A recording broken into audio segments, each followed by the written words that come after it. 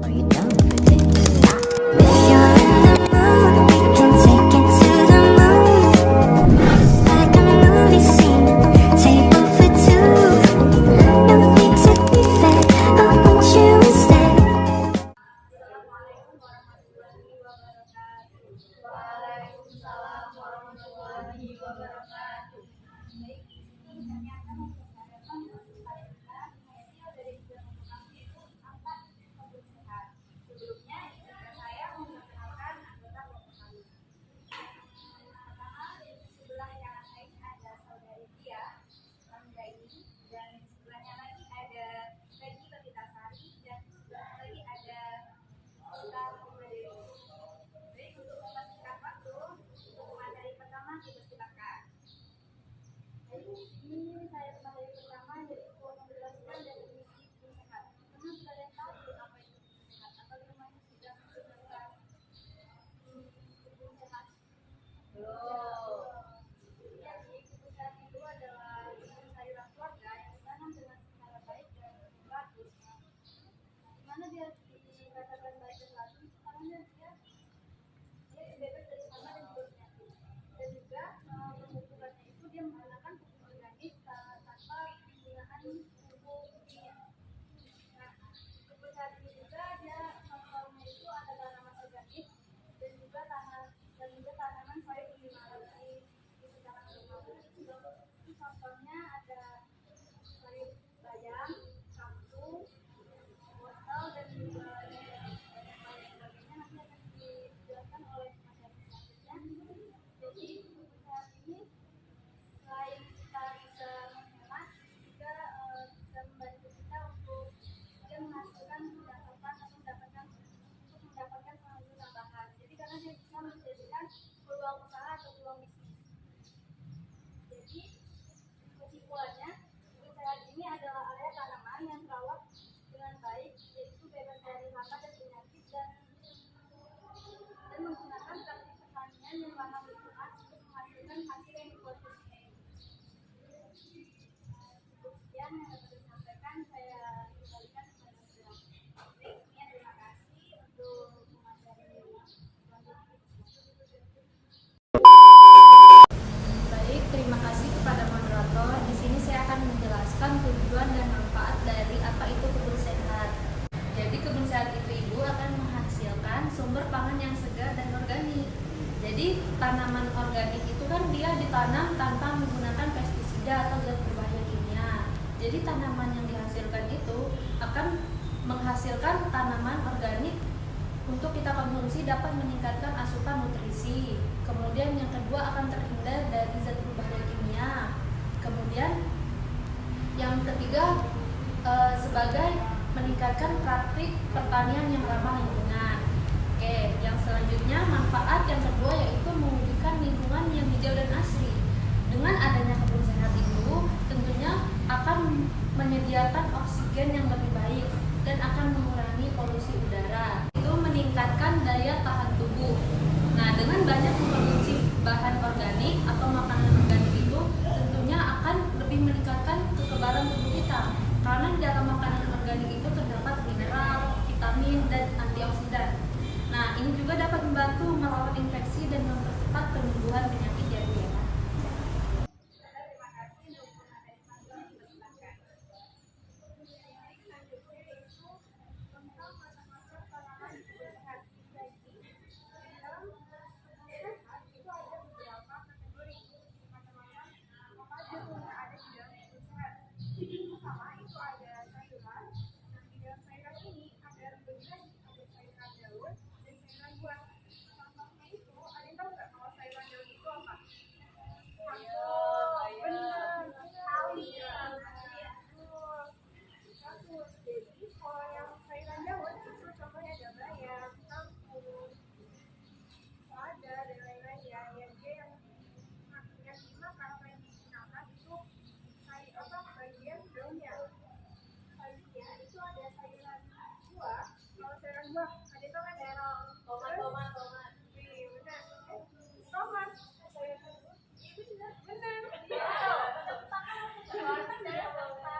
Beda nanti ya. Kalau kentang dia masuknya itu ke sayuran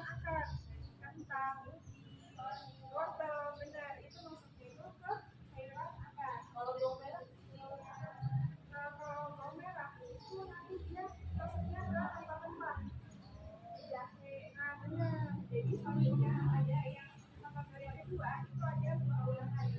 Kalau 2 bulan kan yang biasanya sering ditanam di kebun sehat apa? Saya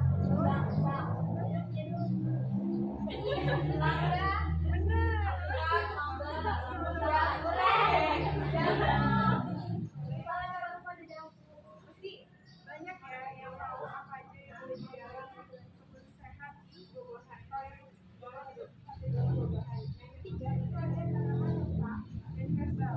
Yang tadi kayak disebutkan, jahe, kunyit itu masuk dalam makan.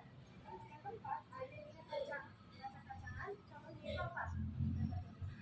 Benar. Terus kacang hijau. Nah, benar begitu.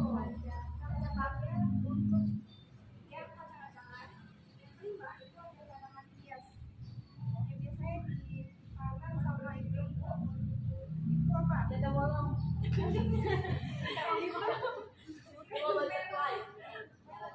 bener ya.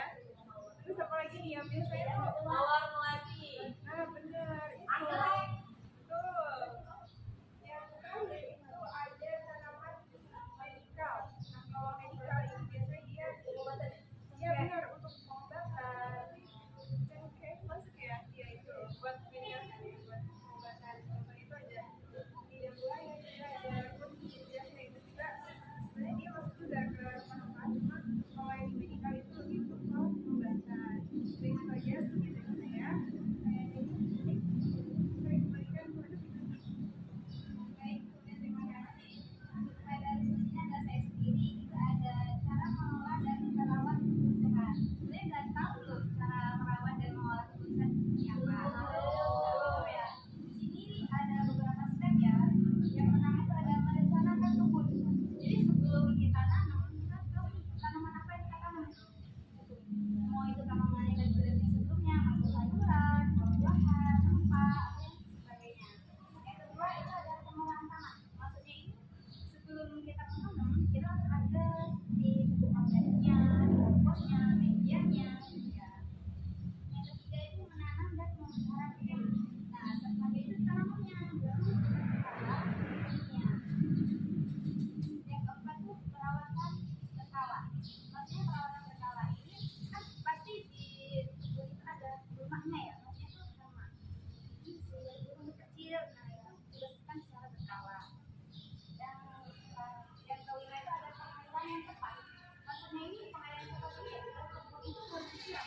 Minimal kan pagi, sore hari, tapi tidak boleh kelebihan air. Kenapa? Kalau kelebihan air itu menyebabkan akarnya ini membusuk. Kalau kurang air juga kering, mati juga ya.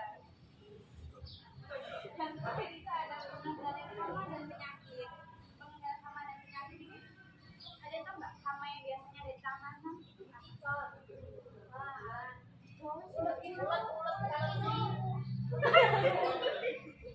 Belalang penyakit sawah padi ya pada ular. Nah itu harus apa namanya ini tadi ya ada perawatan berkala tadi ya. Jadi diperiksa nih ada apa, kalau misalnya hama yang berat kita kasih obatnya, perawatnya apa apa jenis kan misalnya di tanaman ya yang punya kuning atau gimana itu step sebenarnya ada. Oke, itu saja penjelasan dari saya. Untuk materi selanjutnya dipersilakan. Terima kasih. Saya akan menjelaskan materi yang terakhir yaitu waktu yang tepat untuk memanen. Nah, itu ada 4 cara. Yang pertama ada perhatikan warnanya, perhatikan ukurannya, perhatikan kualitasnya, dan perhitungan hari. Nah, di sini saya akan memberikan contoh cara memanen yang tepat pada sayuran bayam. Nah, yang pertama itu kita perhatikan warnanya. Nah, warna bayam yang sudah siap panen itu berwarna hijau tua. Nah, yang kedua perhatikan ukurannya. Nah, ukuran bayam yang siap panen itu biasanya berukuran sedang, yaitu sekitar 15 sampai 25 cm. Itu boleh untuk dipanen atau sesuai dengan keinginan kita. Tapi kita memanen bayam itu tidak boleh terlalu lama. Seperti sekitar 25 sampai 35 hari saja. Nah, jika kita memanennya terlalu lama, maka kualitasnya akan berbeda dan daunnya itu semakin tua. Jika daunnya itu semakin tua, maka rasa dari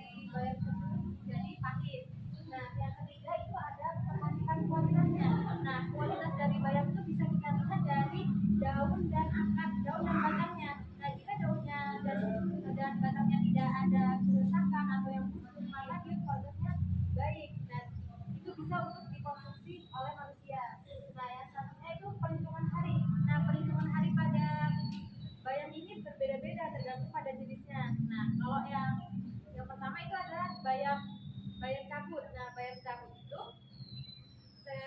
harinya tuh sekitar 25 sampai 35 hari. Nah, tingginya itu mencapai 15 sampai 25 cm.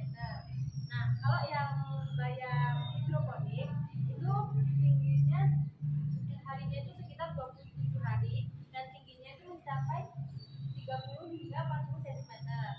Nah, kalau bayam bayam bayam tahunan, nah kalau yang bayam tahunan itu sekitar 30 sampai 40 hari.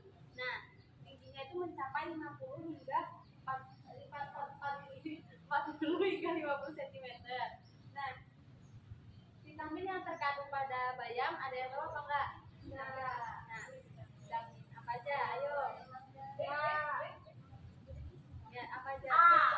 Ya, ada vitamin A, vitamin C, vitamin K1, vitamin B9 dan vitamin E. Nah, manfaat dari ini apa namanya? Bayam itu yang pertama dapat meningkatkan kesehatan mata, dapat merawat kualitas kulit, habis itu dapat mengatur tekanan darah, mencegah adanya kanker, dan yang terakhir itu dapat membuat kita menjadi lebih sehat dan segar. Nah, bayam ini juga bisa untuk dikonsumsi oleh menyusui karena kan bisa melancarkan asinya itu. Nah, ya saya banyak ke jadi terima kasih.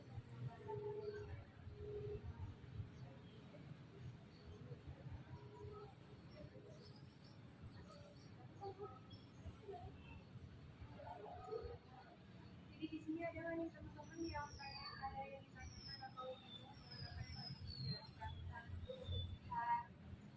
Ada gamenya loh. Iya sini. Oh boleh. Jadi kegiatan apa itu cara merawatnya berbeda-beda. Iya. Cara merawatnya berbeda. Iya. Kalau tanamannya sebut apa?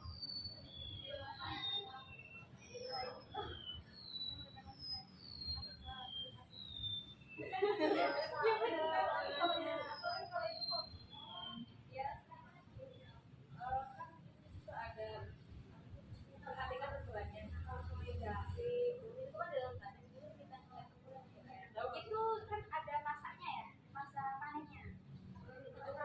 Harinya itu juga apa namanya tergantung tanahnya. Tanahnya itu bedanya itu bisa mempengaruhi kebutuhannya. Ada lagi?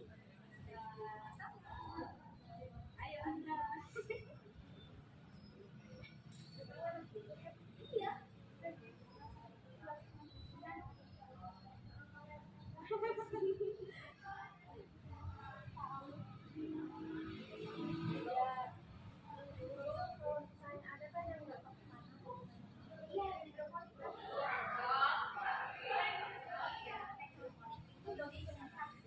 Sebenarnya di serat hidroponik kadang dia kan jarang main kakinya ya, tapi ya itu tadi masalahnya hidroponik yang dibandingkan media tanah yang tadi. Kalau hidroponik ini air, tapi dia nggak ada obat khususnya untuk hidroponik, tapi dia tuh nggak berbahaya. Kandungan kimianya lebih sedikit dibandingkan kita media tanah. Kan kalau padi contohnya apa? Padi itu banyak nggak sih yang media kimianya?